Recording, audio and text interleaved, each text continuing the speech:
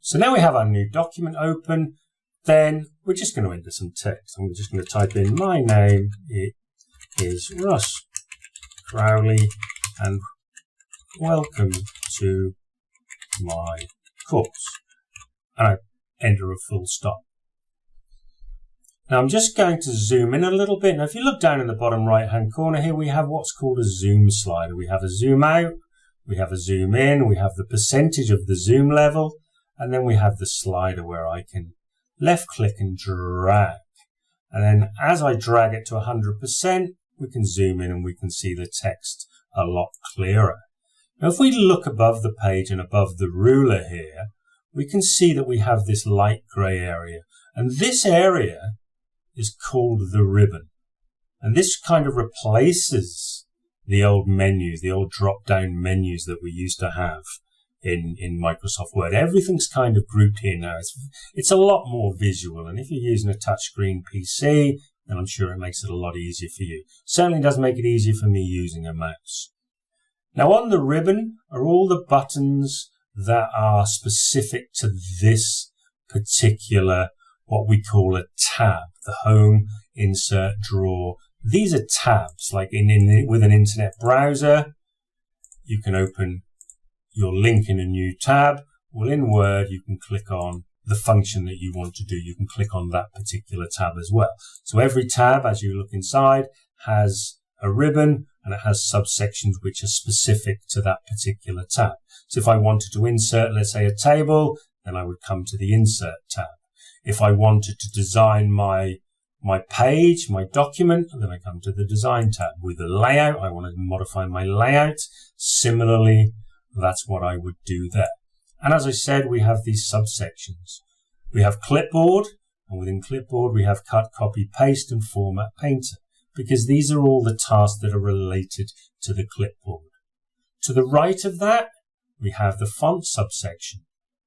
And as we can see, where my cursor is blinking in the document, it's telling me that it's Calibri body, font size 11.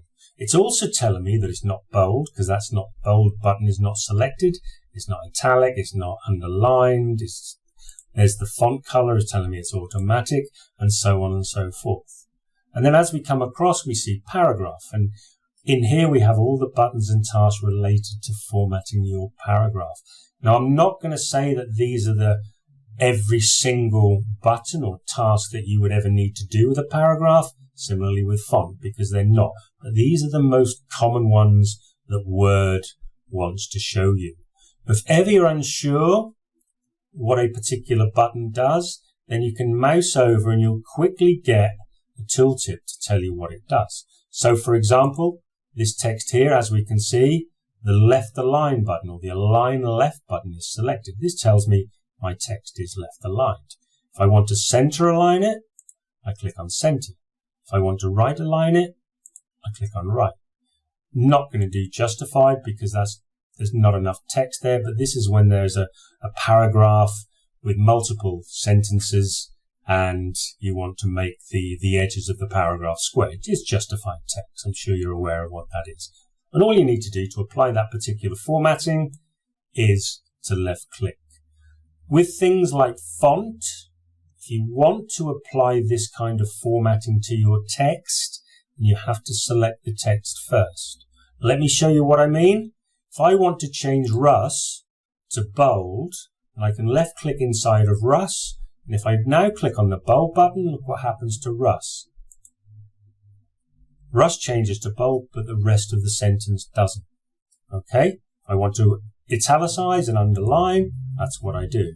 But what's important to note is this only applies to the particular word that my cursor is in or I've selected.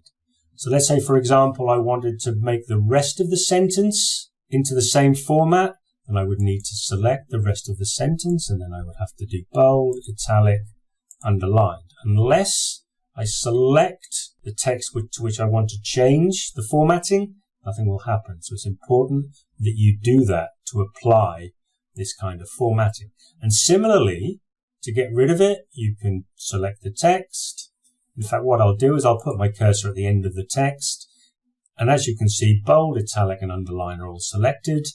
If I want to remove that, I click on underline, click on italic, click on bold, but nothing's actually happened. The reason why nothing's happened is because I haven't selected the text to which I want to change. If I start typing a new sentence, then as you can see, it's not bold, it's not italicized, it's not underlined. That's where my cursor was, but the previous sentence, nothing's changed.